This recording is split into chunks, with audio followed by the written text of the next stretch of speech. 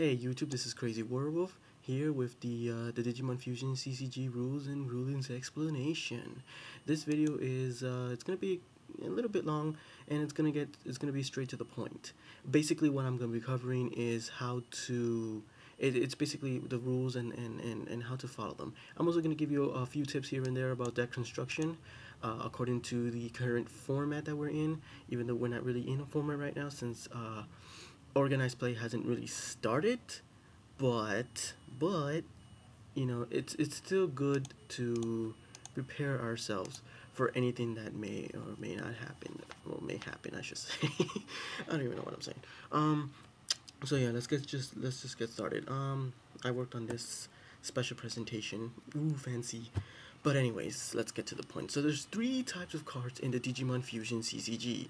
I'm just gonna call it Digimon collectible card game, even though it's fusion, only because, you know, it's the start of something new.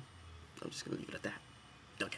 So anyways, we have 3 types of cards. We have Digimemory cards, we have Digimon cards, and we have Code Crown cards. Alright, let's get started then. Digimemory cards, you can call them power option cards or even quick play spell cards like in Yu-Gi-Oh! You know, you just activate them, pay their cost, and then they go to the discard pile.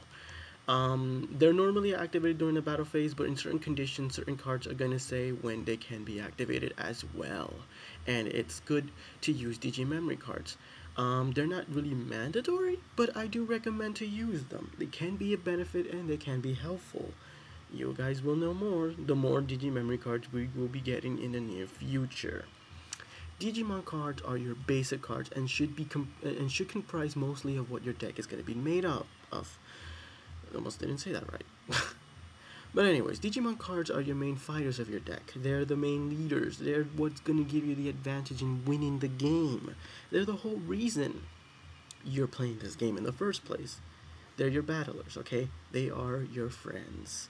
I will explain bit by bit what each, the 2 different types of Digimon cards that are you know, in the game currently. But yeah. And finally, we have Code Crown cards. I guess you could call them field cards, as they act like, well, they give bonuses on the field and to certain cards depending on the condition that is met. Like for example, this one, the red cards or the fusion fighter cards get -1 fusion cost.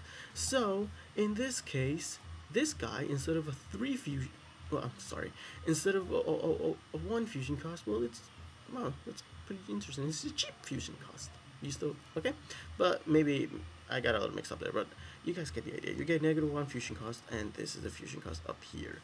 So let me explain. Alright, Digimemory cards are simple. They have the name, the effect, and the cost, besides the obvious up here, which is the set number and the type of card it is. The cost number basically is you just pay from your hand or from your training area this cost in order to activate this card. So you just gotta discard 1 card into the discard pile and your Digimemory card is activated, and then you follow the effect and do as it's written. For Digimon cards, there's 2 types of Digimon cards. There's the regular kind, which are not you know, fusion kinds, and then there's the fusion ones, which is the one that's imaged right here. The regular cards don't have this icon up here. They just have the cost, their summoning cost or their boost cost. This is considered a summoning cost and a boost cost. Okay, this is what you pay. This is the amount of cards that you're supposed to pay accordingly from your hand or your training area if you're gonna summon the card or if you're gonna boost it. This is their boost. The boost basically is, as we'll get to later on, how much power you boost into another Digimon's power, and you overlay them accordingly. And I'll explain that when we get to the phases. So the summoning cost is just basically when after you set the Digimon and you reveal it to summon it, that's how much cards you pay in order to summon it. So you gotta make sure that you pay accordingly. There's certain cards that gain advantage in paying less, depending if there's a particular Code Crown cards in the field that lets them pay less than normal, or a certain other card that gives them an effect, or their own effect for that matter. So there's a lot of combos you can make to make it easier for you to summon or boost the cards. The fusion cost is basically how the type of card you need on the battlefield in order to fuse So let's say if you want to fuse this guy right here, Shoutmon at ×4, and you have a Shoutmon on the field. Well, you can, because Shoutmon is also a fusion fighter, which is what the red symbol is, and that's what he requires. So what you do is you discard that Shoutmon that's on your battlefield to the discard pile to fusion summon this guy onto the battlefield. It's that simple. Okay, we'll get more into it as we keep going, but these are the 3 types of cards that you guys need to pay attention and be familiar with. It's pretty easy once I cover the whole thing, trust me. Alright, next is the field zone. I covered this, the field zone, the playmat. Same thing. I covered the playmat in my previous video, but I'm gonna cover it again, you know, for those who probably missed it. This is the active code crown area. This is where the priority player, and I'll explain what priority player is. The priority player puts their code crown card from the top of the code crown deck face up here, and it acts like a field card, and you know that card pretty much stays on the field until somebody wins it, and I'll explain that as well. The code the code crown deck area is where your code crown deck goes face down. The code crown deck is made up of 5 cards. You can have 3 copies of any code crown deck in your code crown deck.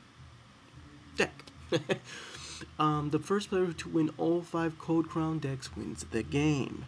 Alright, between you and your opponent. It doesn't have to be just your code crown deck of cards. It could be from your opponents as well, and I'll cover that as well, don't worry. The discard area is where all cards go. It's your graveyard, basically, and I'll explain how the graveyard is pretty self-explanatory. Is where cards go after they've been exhausted or pretty much exhumed. That's not even a word. Let's just say used. The deck area is where your main deck goes face down. It's comprised of exactly 30 cards. There is no maximum or minimum, from what I have been told. Okay, I've actually asked this question before to Bandai, if, you know, it's 30 or 40 or whatever, they say the number is 30 exactly. So make sure when you're building your deck, it's exactly 30 cards, and no more, no less. Unless they otherwise state and add another rule, but as of yet, they haven't said anything about that. But anyways, the training area is a very important area. A lot of people, I was actually kind of curious about the training area before the rules were released, and it makes sense. The training area, all it is where in accordance to certain conditions that are met, your cards will go to the training area, and you can also pay for costs, as in boost and summon costs from your training area if you don't want to exhaust your hand. You can also combine between your training area and your hand to pay for costs. It's up to you. The 1 code crown areas is where your code crowns that you've won go. Okay, if you won your own code crown, it goes face up. If you won your opponent's code crown card, it goes face down. That way, it prevents confusion among the players. Even if you have different color sleeves, it's still recommended to put them face up and face down accordingly, just so when the game is over and a new game begins, nobody misses or loses or accidentally steals their card. Okay, remember, the player who wins 5 code crowns wins the game. And the battle area is where Digimon are set and summoned. I will also cover that and the importance of the battle area. Okay, so I already pretty much covered this, but this is just repeating the deck and code crown deck limitations and everything that goes for both decks. So you have 2 decks, main deck and your code crown deck. Main deck is composed of Digimon cards and Digimemory cards only, and you can each have 3 copies of every card. Okay, if the card is the same name but has a different set expansion number, different stats and effects, and are completely different, you can have 3 copies of each one. So let's say, for example, you have 2 different versions of Shoutmon, but one Shoutmon has a power of 200 and a cost of 1, and the other Shoutmon has a cost of 2 and a power of 400, and they come from different expansions. And even if they didn't come from these expansions, there's still 2 different Shoutmons because they have different stats and different costs. And let's say one of them has an effect. Well, that's another reason to run 3 of each. So yeah, that's a bonus, okay? The limit to the main deck is 30 cards. The code crown deck consists of code crown cards, and the limit is 5. You can also have 3 copies of any single code crown card. And of course, I already said the final part, but you guys can read it and just to keep in touch. Yay, Gilmon! Alright, so this is the game flow or the game phases. The gate phase, the draw phase, the set phase, the summon phase, the fusion phase, the boost phase, the battle phase, and the end phase. Alright? The gate phase. Okay, so the gate phase is the beginning of pretty much every round or game. I left the priority part last, so let me just get to the gate phase first. Alright? This is important. The priority player moves the top card of the Code Crown deck to the active Code Crown area face up, and only the priority player. So you can only have one active Code Crown card face up at a time. Alright? You can't have two. And only the priority player gets to do this. Okay? And we'll get to the priority player thing. Okay, the priority player is chosen every turn based on who it was last turn. If one player was priority player last turn, the other player becomes a priority player in the next turn.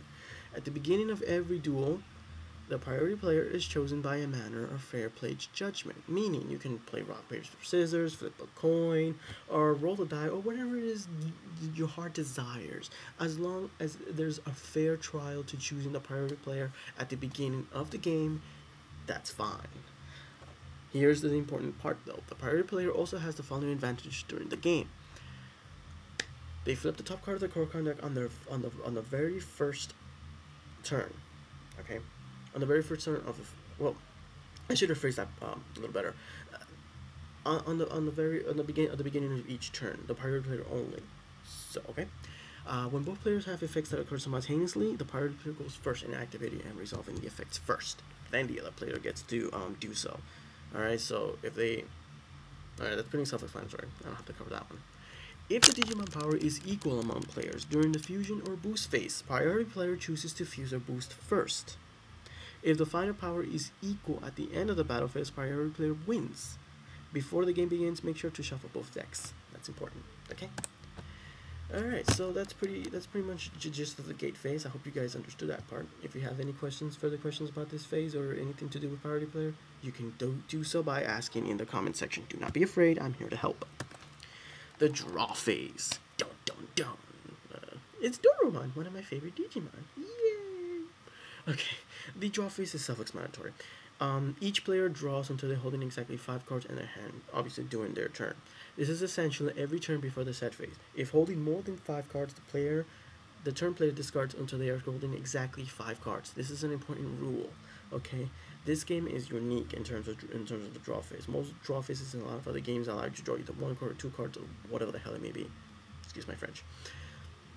In this game, however, each player has to have exactly 5 cards in their hand at the beginning of the draw phase. They have to draw until they're holding exactly 5 cards. So that's pretty interesting and fair, I should say. And it keeps it balanced because it allows you to combine a lot of strategies and a lot of different things that you can do in order to pull up an advantage once we get into the set phase. Yes, it's Black Adamon. Hi. Okay, so both players must set a card from their hand by placing it face down in their battle area. So this happens pretty much simultaneously during either player's turn. It doesn't matter if it's your turn or your opponent's turn. Both players have to set a card from their hand by placing it face down in their battle area. Not sideways, just, vertical. Okay? This is not Yu-Gi-Oh! Where you set in defense position. Okay, it is wise to choose a Digimon Fusion or not face down in the battle area, as the next phase will determine what occurs when a particular card is revealed. Some Digimemory cards can be activated during this phase. They will have written in their text, set, meaning the effect is applied during the set phase and or when cards have been set. So please pay attention to this because there are certain Digimemory cards that can be activated during this phase or when these conditions are met. And sometimes it's very beneficial to do so. Trust me, I know. I've had that happen to me. And I've done it. Okay. Alright, the summon phase. You guys know who this guy is? I'm gonna try to pronounce his name. Hold on. Ryumon. Ryumon. Oh my god. Because I know it says Ryu, but it's Ryu. It's Ryu. So it's Aurumon or something. It's one of my favorite cards. I just can't pronounce his name. I still have to learn how to do it. But anyways, that's not important. Summon phase, people. Both players flip their set cards face up. If a player reveals a Digimon card, they pay its cost by moving cards from the hand and or training area equal to its cost value. Alright? If a non-Digimon card is revealed, The card is discarded and that player automatically loses the battle. If both players reveal a non-Digimon card, the priority player wins the battle. In either case of non-Digimon cards being played, sorry, I don't know why I put player, skip to the battle phase. Some Digimemory cards can be activated during this phase as long as the text summon is written in its effect box. Follow this effect accordingly before moving forward. There are certain Digimemory cards that also activate during the summon. This is self-explanatory. I'm just gonna pretty much rephrase it or paraphrase it. So basically, during the summon phase, the set card you have face down, you summon it by flipping it face up, and if it has a cost, you have to pay for it. If it's a Digimon, of course, and it has to be equal to its cost value from your hand in a training area that you have to discard. If a non-Digimon card is revealed, it is automatically discarded, and the player that revealed the card is automatically loses the battle, meaning it gives a fair advantage to your opponent, and it means that they won and they win the core crown. Uh-oh, not good, right? So if both players reveal a non-Digimon card, the priority player wins the battle. So either way, the priority player always wins if certain conditions like this are met. So you're going to see that a lot. Alright, the fusion phase. Okay, let's get started with the fusion phase. Yay! The player with the lowest power Digimon plays first. If the powers are equal, the priority player goes first. Each player may perform a fusion by paying the fusion cost of the Digimon in their hand they want to fusion summon. They do so by discarding from their hand a number of Digimon cards equal to the fusion cost. In addition, the Digimon selected must be of the same faction color unless it says 1, which otherwise implies any Digimon faction color can be used. The most important part is the second part, the second to bottom part. The Digimon being fused in the battle area must, however, be of the same faction as the Digimon in the hand being fused. That Digimon plus any in the hand, if any, must be discarded. Some Digimemory cards can also be activated here. So let me clarify this a little more.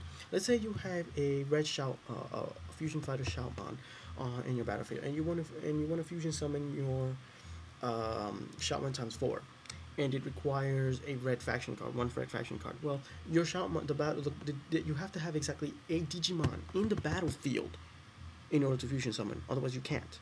Okay, that's one thing that I forgot to write here, but it has to be clear. You cannot fusion summon in the fusion phase if you do not have a Digimon already in the battle area. That's going to be a problem, and you would have automatically lost at this point because you need a Digimon in the battle area to even gain some sort of advantage. So make sure you always plan ahead and you strategize perfectly here. Okay, seems easy, and it is, but you're gonna start, as you start playing more and more, you can start realizing how important it is to have this work out for you. So fusion Digimon, in order to be fusion summoned, like I remember when I was talking about the fusion cost.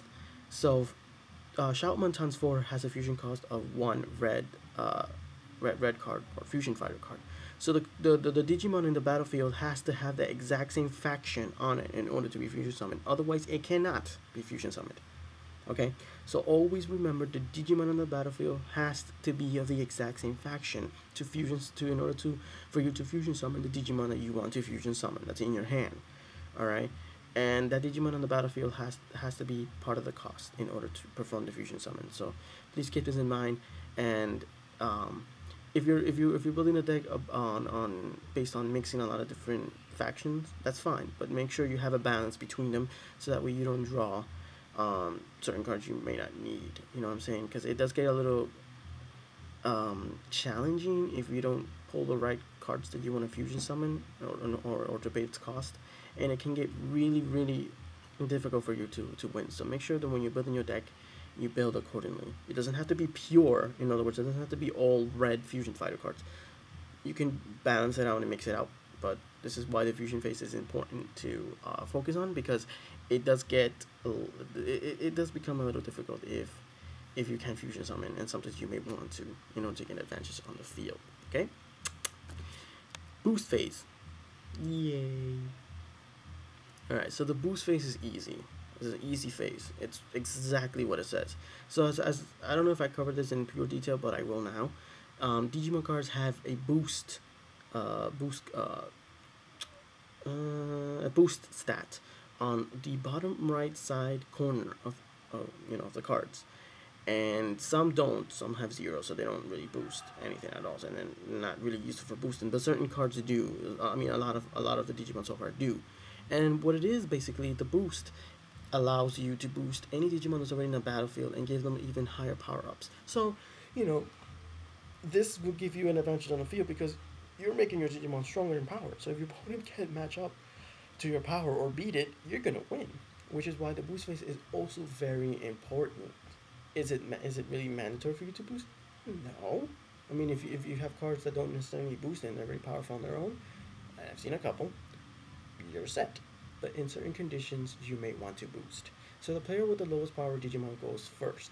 If we equal, the priority player goes first. Oh, I may be wrong about this one. Hold on. No, I'm right. Okay. Each player performs a boost by paying the Digimon's cost. Okay, so let's say you have I'm gonna stick with Shoutman. A Shoutman on your battlefield with Shoutman on the battlefield with 700 power. Okay, and you have a card in your hand that has a boost of 300 and a cost of 2. So what this means, in order to boost the card in your hand onto your Shoutman, you have to pay exactly 2 cards to boost. It's like summoning, except you're boosting. So the top right number is a summoning cost and a boost cost. Okay, it's how it works. Yay. Anyways, so when using a Digimon to boost, move it onto the battling Digimon sideways to line out the power and boost value as pictured. Okay, so that way you know how much total power it gets. The Digimon that's being used to boost a Digimon in the battle area must pay its cost first in order to boost from the hand, like I said. Alright, so make sure you're aware of that. Okay, if there's any effects accordingly you need to follow, please do so if it's necessary. Okay. Oh, okay, I was getting worried there. Alright, Digimon. Yay. Battle phase. Final power is the total power of your summoned Digimon's power plus any boost applied by another Digimon during the boost phase. In some cases, based on effects, you may perform additional boosts. If the power is equal, priority player wins. The winning Digimon plus all cards used to boost it go to their owner's discard area. The losing Digimon and all cards used to boost it go to the player's training area. The winner moves the face-up card in the active Code Crown area to their Wand Code Crown area. If the card is theirs, it goes face up. If it belongs to the opponent, it goes face down. That's to prevent confusion. Digimemory cards may also be played here. Okay, so this is self-explanatory. These are the rules, and it's kind of weird, but I guess it kind of makes sense. The winning Digimon goes to the discard area because it won, so it's already exhausted. And the losing Digimon goes to the training area. Since it lost, now it's going to be used. Think of it like a Digimon losing, it becomes data, and that data becomes that training area in a way, and you can use that data to pay for costs. So basically, the Digimon, even though it lost, it's being used for something else to exhaust, okay? I guess you could look at it that way. And the Digimon that won, don't think of it as going to the grave. Think of it more like it's just going taking a rest. It did its job. It won. You know, it won you the Code Crown, so it deserves a rest. Just put it that way. Makes sense now, right? I don't think I actually put this in my PowerPoint presentation, but I might as well cover it here, because it might happen during the battle phase too. If for any reason you run out of cards in your deck, don't freak out. There's no penalty or loss for running out of cards in your deck. All you have to do is reshuffle your discard pile and put it face down on your deck and reuse it. That's it. Get it? So it's like you're reusing everything that you already used before. So they took their rest, and now they got their energy to battle again. Get it? It's cool, right? I think I'm the only one getting excited about this. Anyways. And now the end phase. The first player to win 5 Code Crowns wins the game. Continue playing, begin a new turn, and no player... Oh my god, if no player has met the winning condition. Priority will move to the player that did not have it the turn before. That's self-explanatory. Okay, so... I've been talking a while, that's why my throat's dry. I don't have water. Oh, I have a little bit. I feel good. Alright. I'm going to cover some simple rules and guidelines. Simple. Bear with me. We're almost done. Toy card rule only applies for casual play and not for competitive play. For further coverage on toy card rules, I will explain in quick detail. According to the instruction manual at the back of the playmat, the toy card rule states, to play with toy cards, Collect a few different toy cards and shuffle them together face down and set them to the side to form the toy card deck. Toy card deck has no limits. You can use unlimited amounts, and both players can use the toy card deck. So your opponent doesn't have to have a toy card deck in order to play against you if you have one. You both are going to be drawing from the top of the deck, and each one will apply the effect before their turn begins. So at the start of each turn, excluding the first turn, flip the top card of the toy card deck. Each card features one of four symbols that can respond to one of the following effects. Alright, I'm going to describe it the best way I can. I should have put the image of this. I didn't, sorry. But I'll explain it. There's one that shows a hand on the card, and it has a T next to it. That means both players move the top card of the deck to their training area. These symbols are at the bottom right corner of these toy cards. These toy cards are found with the little toy figurines that they sell in like Target and Walmart. So you should find them. They're pretty easy to find, and they have like they're easy to tell. They're like red cards that look like the fusion reloader, and they have the image of the Digimon like in the center, and you're gonna know what they look like. If the other one has a hand covering the card, and it has like a trash can and the arrow pointing to it, to the hand that's covered on the card. The effect on that is both players may move a card from the discard area to their hand. Another one is a big trash can with a little miniature version of the hand on the card that has the arrow pointing to the trash can. That means both players discard a card from their hand of their choice. And then there's the one with the hand on the card and the arrow pointing down, and this is both players draw a card. So yeah, if you guys want to know what I'm talking about, just go online, look for the instruction manual. There's a couple of images in the instruction manual, both front and back, and the toy card was like at the bottom right corner, so you guys know what I'm talking about. So look that up if you guys are confused what the hell I just said. Alright, so number 2, when constructing your deck, think about strategy and a theme, as this will further make your deck unique and an obstacle to your opponent. Since the game is still in its infancy, we're limited to the types of cards, but Bandai has made it clear that they will add even more complexity and skill with the coming sets, which is what I'm excited about, because there's a lot of lores and different Digimon they can make that, that'll be cool to see in card form. Geomon card, Megijimon card, Millenniumon card, come to me. Sorry. Number 3, it is recommended, even by Bandai's agreement, the main deck and Cold deck be sleeved in different types of sleeves to prevent further confusion between players. For example, my main deck is covered in blue sleeves. My Cold deck is covered in white sleeves. That way it's easy to tell. I recommend you guys do the same. It'll save a lot of trouble. Trust me. Digimemory cards are highly recommended in any deck as they help out and give an advantage. This is true. You can just use one Digimemory card if you want. You can use none. But I recommend that you do. They can help out. Trust me. Trust me. Okay. Number 5, unaffiliated or yellow Digimon cards are splashable, meaning any deck can use them if constructed to use their effects to the fullest. Since they're not affiliated with any other faction, you can splash them in with the Bagra Army cards, with the Fusion Fighters, with the Blue Flares, with the Midnights. It doesn't matter. Okay? It's good to use them, even if it's just one. Trust me, they help out. 6, the Cold Crown deck is everything when it comes to giving your deck an edge, so pick the Cold Crown cards wisely. Especially because a lot of different Cold Crowns have different effects that boost or give advantage to different factions. And it's really, really recommended that you follow this, as it will help you out. Trust me. Number 7, strategize against your opponent's theme and strategy in order to give yourself an edge. For example, if your opponent loves to boost their Digimon to high-level power Digimon, have a strategy of cards that punish your opponent for doing so. This is especially true if your deck does not boost enough to win. So if your deck doesn't really focus on boosting Digimon, and it's more focused on disrupting your opponent's head by discarding, or negating their effects, or even negating their boost, or adding more cost to their boost, you're going to screw your opponent real good if they focus on boosting. You get it? That's just a tip. Doesn't mean you have to make your deck around that. I'm just giving you a nice tip. Don't copy it. But anyways, I'm sure someone is going to copy it. But anyways, you guys get it? It's all based on your style, based on your strategy, based on what you want to do.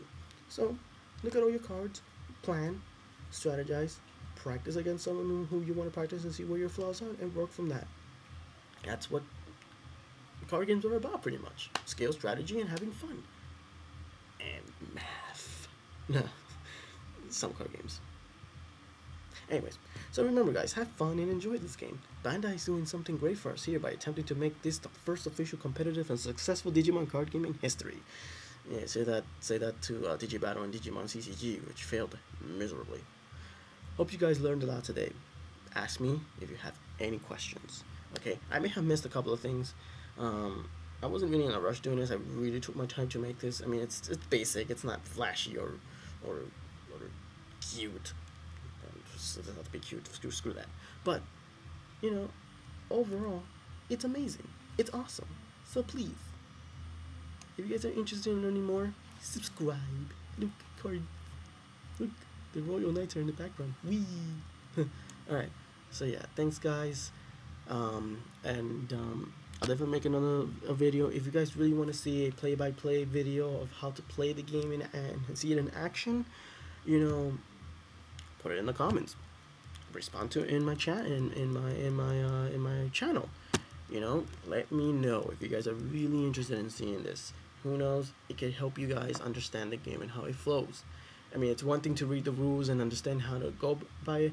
It's another thing completely when you are actually seeing it, you know, and how the cards work and all this other good stuff. So if you guys are interested, let me know. I'm here to help you guys out.